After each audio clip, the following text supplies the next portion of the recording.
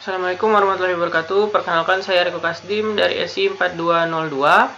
Kali ini saya akan membahas mengenai transisi dari analisis ke desain menggunakan diagram interaksi. Yang pertama ada objektif. Jelaskan tujuan dan unsur-unsur model desain. Identifikasi elemen-elemen penting dari UML diagram. Buat tampilan diagram komunikasi dengan desain model. Identifikasi elemen-elemen penting dari urutan UML diagram, dan yang terakhir, buat tampilan diagram urutan model desain. Selanjutnya ada peta proses, bisa dilihat gambar di bawah. Lalu yang selanjutnya mengenalkan model desain. Model desain dibuat dari model persyaratan atau use case dan model domain. Model desain digabungkan dengan model arsitektur untuk menghasilkan model solusi. Contohnya ada pada gambar di bawah. Lalu selanjutnya ada diagram interaksi. Diagram interaksi UML adalah nama kolektif untuk diagram berikut, yaitu diagram urutan, diagram komunikasi, atau sebelumnya dikenal dengan diagram kolaborasi, lalu diagram overview interaksi. Selanjutnya, setiap diagram interaksi UML digunakan untuk menunjukkan urutan interaksi yang terjadi antara objek selama satu atau dua skenario use case dan atau sepotong skenario satu kasus penggunaan. Dalam interaksi UML juga dapat digunakan untuk menunjukkan urutan interaksi yang terjadi antara sistem maupun subsistem. Selanjutnya membandingkan analisis dan desain. Analisis membantu untuk memodelkan apa yang diketahui tentang proses bisnis yang harus didukung sistem, yaitu use case dan model domain. Desain membantu memodelkan bagaimana sistem akan mendukung proses bisnis. Model desain ada 3, yaitu komponen batas atau UI, komponen layanan, dan komponen entitas. Selanjutnya ada robustness analysis. Robustness analysis adalah proses yang membantu dalam mengidentifikasi komponen desain yang akan diperlukan dalam model desain. Contohnya pada gambar di bawah. Selanjutnya masukan untuk robustness analysis, yaitu sebuah use case, skenario use case untuk use case tersebut. Selanjutnya diagram aktivitas use case jika tersedia untuk use case tersebut, dan yang tentunya model domain. Outputnya adalah model desain biasanya ditangkap dalam diagram interaksi UML dengan komponen desain seperti boundary, surface, dan komponen entity. Selanjutnya ada komponen batas atau UI. Kelas batas atau komponen digunakan untuk memodelkan interaksi antara sistem dan aktornya. Contohnya pada gambar di bawah bisa dilihat. Selanjutnya komponen layanan. Kelas atau komponen, sedangkan kontrol atau layanan mewakili koordinasi pengurutan transaksi dan kontrol objek lain, dan sering digunakan untuk merangkum kontrol yang terkait dengan kasus penggunaan tertentu. Contohnya pada gambar di bawah. Nah, selanjutnya komponen entitas. Kelas entitas atau komponen digunakan untuk memodelkan informasi yang berumur panjang dan sering persisten. Contohnya ada pada gambar. Selanjutnya komponen layanan dan entitas. Komponen entitas akan sering memiliki komponen layanan yang sesuai. Bisa dilihat pada gambar. Nah, selanjutnya komponen batas dan entitas. Komponen batas sering dapat mengambil atribut dari komponen entity. Contohnya seperti ada pada gambar.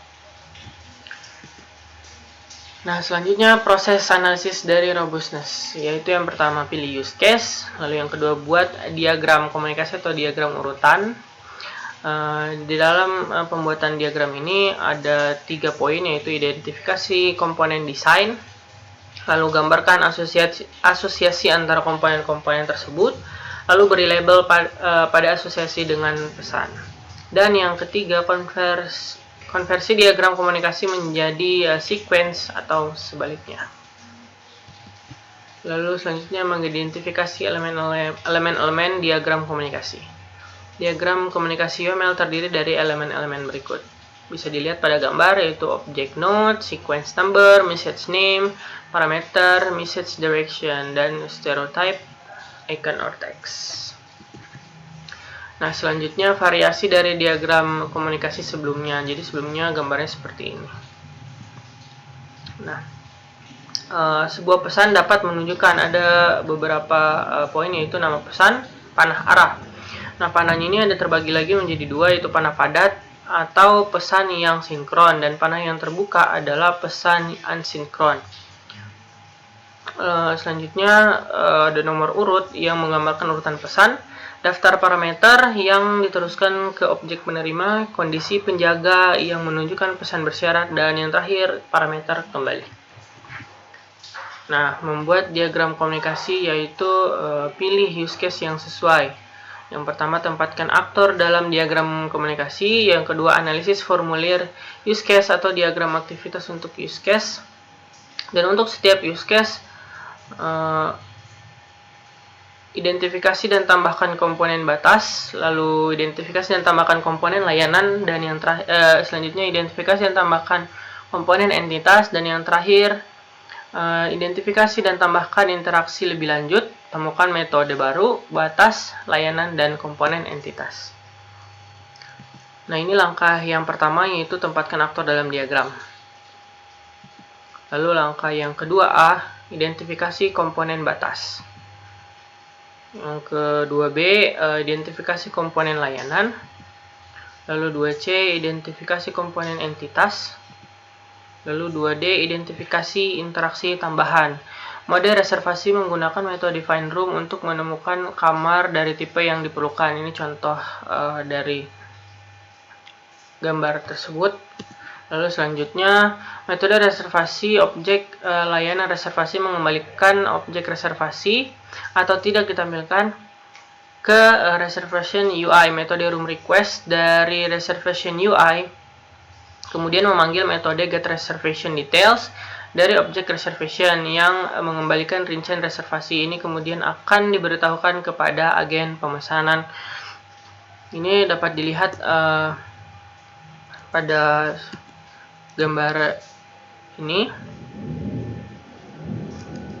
Lalu selanjutnya, contoh diagram komunikasi. Dua diagram komunikasi berikut menunjukkan tampilan yang lebih rinci tentang create reservation, yaitu yang pertama skenario primer atau yang berhasil, dan yang kedua skenario sekunder atau yang tidak berhasil.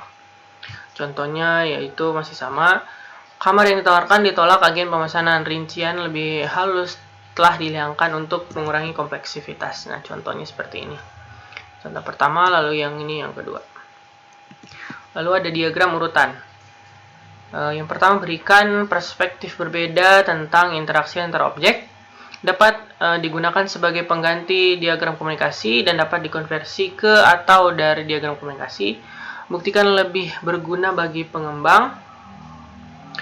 Sorot urutan waktu interaksi. Nah, ini adalah identifikasi elemen sequence diagram. Selanjutnya, fragment. Sequence diagram mendukung notasi fragment. Penggunaan fragment meliputi penampilan urutan loop, menampilkan jalur alternatif, mengizinkan dua skenario atau lebih untuk ditampilkan pada suatu diagram, menampilkan referensi ke fragment diagram sequence terperinci lainnya, dan yang terakhir memungkinkan untuk memecah diagram besar menjadi beberapa diagram yang lebih kecil. Contohnya seperti ini. Penjelasannya itu 3 sequence pada gambar tersebut menunjukkan tampilan yang lebih rinci dari create reservation, yaitu yang pertama skenario primer yang berhasil dan skenario sekunder yang tidak berhasil.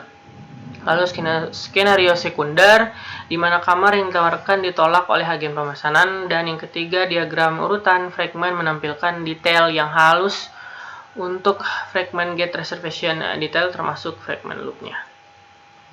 Dan ini contoh sequence diagram yang pertama, dan ini yang kedua.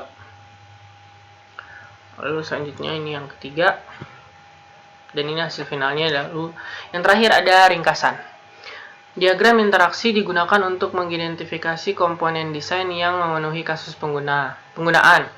Dan interaksi objek dapat divisualisasikan dengan UML, yaitu diagram komunikasi dan sequence diagram. Sekian presentasi mengenai modul 8 ini. Kurang lebihnya mohon maaf. Wassalamualaikum warahmatullahi wabarakatuh.